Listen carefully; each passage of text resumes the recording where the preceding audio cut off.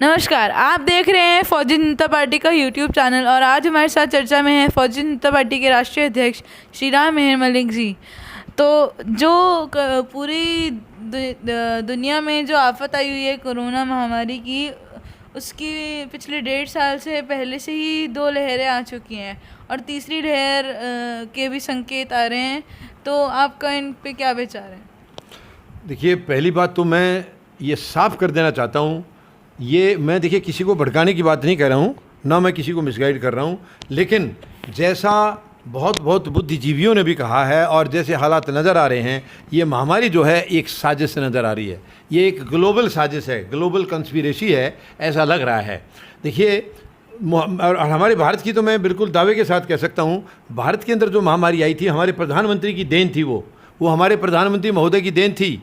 अगर ये संभले होते तो हमारे देश में नहीं आनी थी, क्योंकि हमारे यहाँ 30 जनवरी 2020 को पहला केस आया था चाइना से, वुहान सिटी से, केरला में एक लड़की जो है ये महामारी लेके आई थी।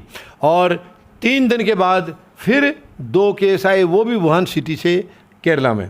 अगर उस वक्त अंतर्राष्ट्रीय जर्नी बंद कर दी होती तो हमारे देश में कोरोना महामारी नहीं फैलती। चलिए, कोई बात नहीं, वो हो गया। उसके बाद जो लॉकडाउन किया है प्रधानमंत्री महोदय, बिना दिमाग के इस्तेमाल किए। अब पता नहीं दिमाग उनके पास था नहीं या उनको इस्तेमाल करना नहीं आया, मुझे नहीं मालूम, लेकिन दिमाग का इस्तेमाल बिल्कुल ज़रा सा भी नहीं हुआ।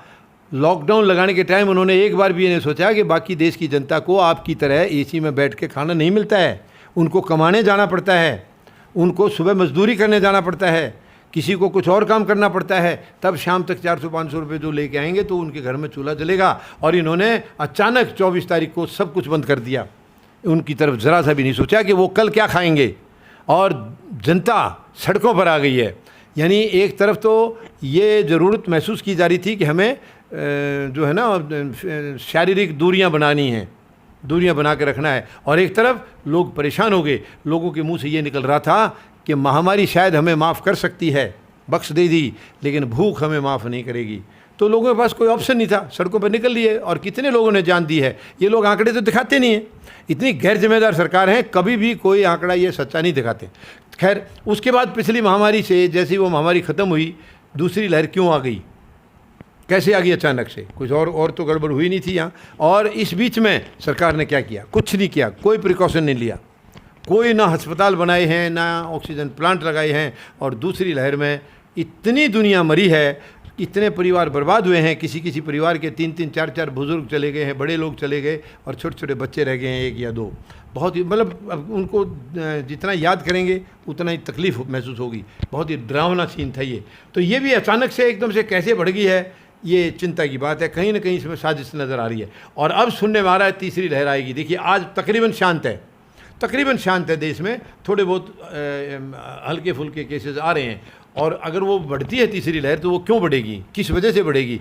जब एक लहर बढ़ के धीरे धीरे कम होते चले गए, अब बिल्कुल बहुत कम हो रहे हैं, अचानक से वो क्यों बढ़ेंगे? जब सभी लोग प्रिकॉशन ले रहे हैं, सभी लोग अपनी इम्यूनिटी का भी ध्यान रख रहे हैं, तो वो अचानक से क्यों बढ़ेगी? तो यही कंस्पिरेसी फिर मुझे नज़र आ रहा है। लेकिन मैं देशवासियों से अपील करूँगा, आप सरकारों के भरोसे पर ना रहें। अभी भी ये दूसरी महामारी में अगर हम लोग सचमुच सरकारों के भरोसे रहते, तो मेरे ख्याल से जितने लोग मरे हैं, इससे इतने लोग और मरते। ये आपस में एक दूसरे ने हमें एक दूसरे को सहयोग किया है। बहुत सारे संगठन थे, हमारे गुरुद्वारे थे, सब ने एक दूसरे को सहयोग किया है, और उसमें बहुत सी जानें हम लोग बचा सके हैं। तो मैं फिर ये निवेदन करूँगा, अगर ये तीसरी लहर का ख़तरा हो रहा है, चाहे वो साजिश है या सचमुच है, उसके लिए मैं देशवासियों से अपील करूंगा, आप अपना सब ध्यान रखें, अपने परिवार का ध्यान रखें, फिजिकल जो हमें डिस्टेंस रखना है उसका ध्यान रखें, और अपनी इम्यूनिटी को हर हालत में बढ़ाएं।